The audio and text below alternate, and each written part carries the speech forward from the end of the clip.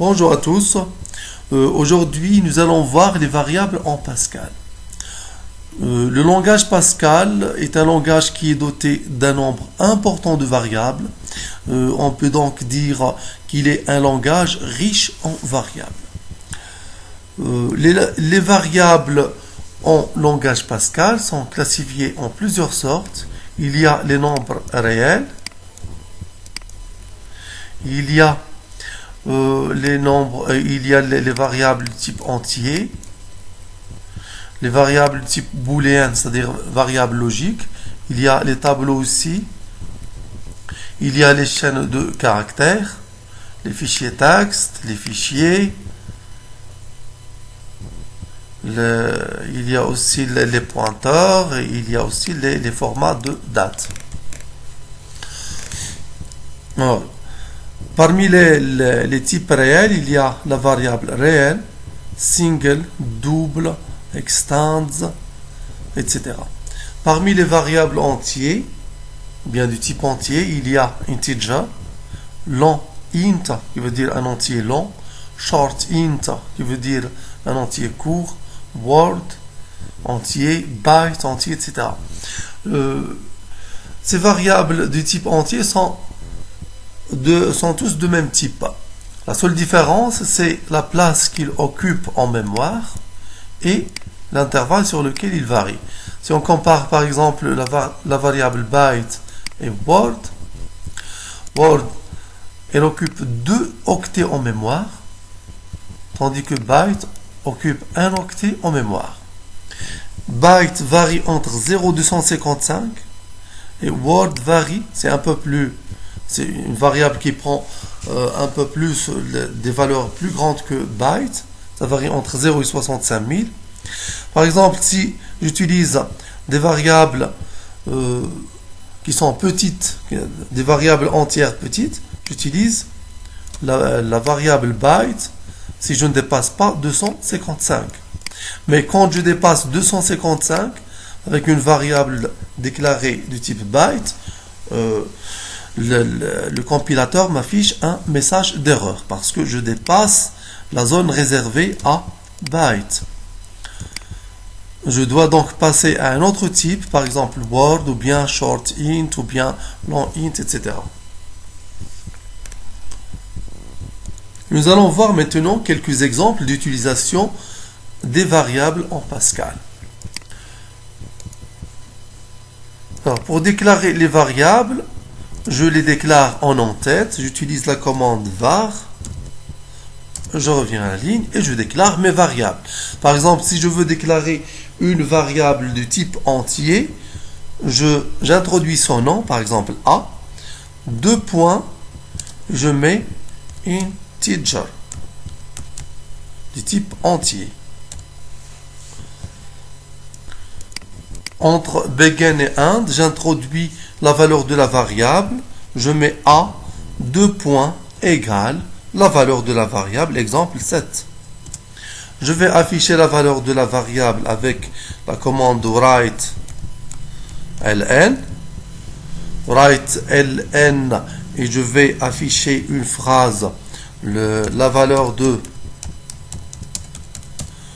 A et je mets virgule A. Et j'ajoute la commande read ln. Je compile. Je dois mettre un nom au programme, par exemple variable.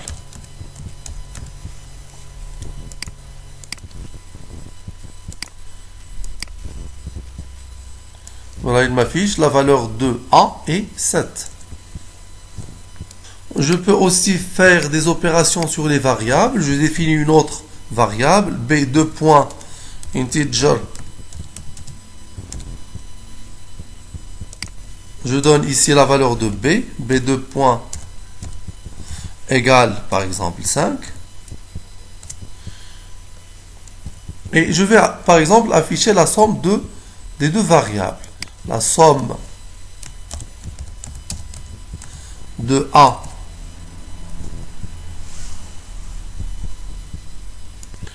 la somme de A et B et. Et je vais mettre ici A plus B.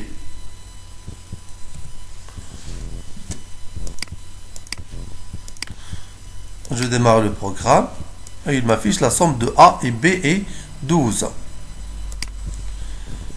Je peux aussi faire le produit des deux variables, le produit de A et B est A étoile B.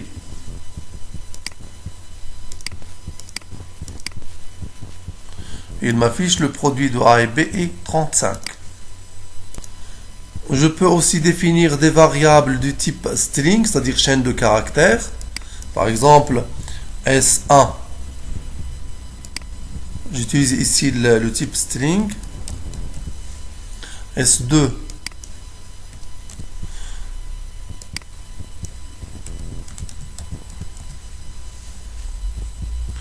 Et je donne ici la valeur de S1 et de S2. S1 de point égal. Je vais mettre par exemple programme comme chaîne de caractères. S2 de point égal Pascal.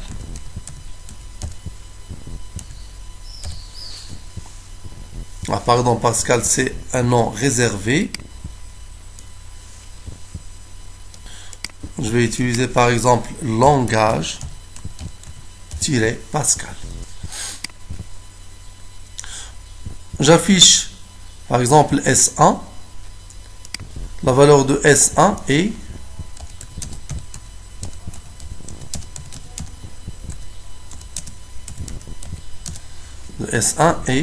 et je mets ici virgule S1. Je compile. Pardon, ici je dois utiliser les codes simples.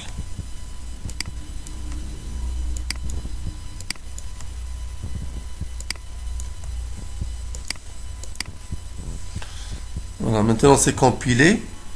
Je lance le programme.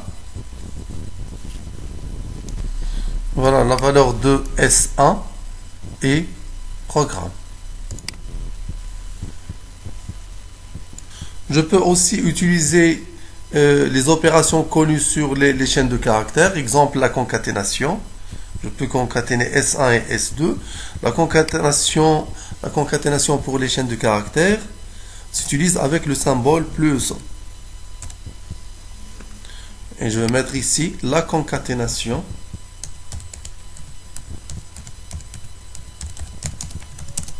de S1 et de S2 et S1 plus S2. Je compile, je lance le programme et il me donne la concaténation de S1 et S2, c'est programme langage Pascal. Je peux mettre un espace ici pour que les deux chaînes ne soient pas accolées.